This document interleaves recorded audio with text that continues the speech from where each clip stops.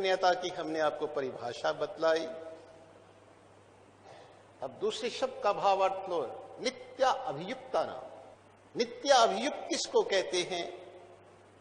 जो एक मति होकर के, एक चित्त होकर के अनन्य भाव से ठाकर जी के भजन सिमरन में लगा रहता है, जो ठाकर जी की आज्ञा में रहता हुआ ठाकर जी का ही होकर के ठाकर जी की प्रसन्नता का कार्य करता है, वो नित्य अभियुक्ता नाम है।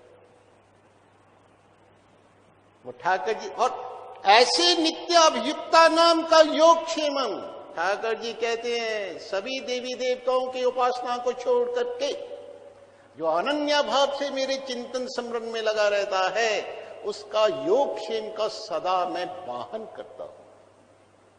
इस लोक की भी उसकी आवश्यकताओं को मैं पूरी करता हूं, ठाकर जी कह रहे हैं, और परलोक की भी आवश्यकताओं को मैं पूर्ण करता हूं। अब जो नित्य अभियुक्ता नाम प्राणी है, मनुष्य होता है, उसमें तीन बातें परिपूर्ण रूप से विद्यमान रहती हैं। एक अनन्यता, दूसरा चिंतन और तीसरी उपासना। संसार से विमुख होना यह नित्य अभियुक्ता नाम का अनन्यता है।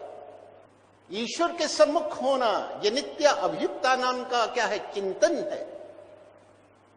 योग वियोग, निंदा स्तुति, मान अपमान, जन्म मृत्यु, लाभ हानि, क्रिया अक्रिया, सारी परिस्थितियों में ठाकर जी के साथ जुड़े रहना, यह नित्य अभियुक्ति नाम की उपासना है। नित्य अभियुक्ता नाम में ये तीन विशेषताएं होती है, तीन विशेषताएं होती हैं। ये तीन बातें जिस प्राणी के जीवन में होती हैं, वो ठाकर जी के साथ नित्य अभियुक्त रहता है, वो नित्य अभियुक्त रहता है।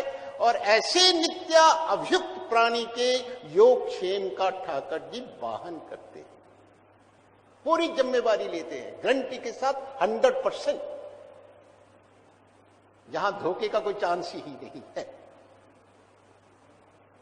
अब नित्य अभियुक्ता नाम, अब योग क्षेम ले लो, योग क्षेम ले लेते हैं। योग क्षेम बहाम्यम, योग क्षेम आया है इसमें भी एक शब्द। तो अप्राप्त को प्राप्त कराना यह है योग, और जो प्राप्त कराया गया है उसकी रक्षा करना यह क्या है? यह है क्षेम।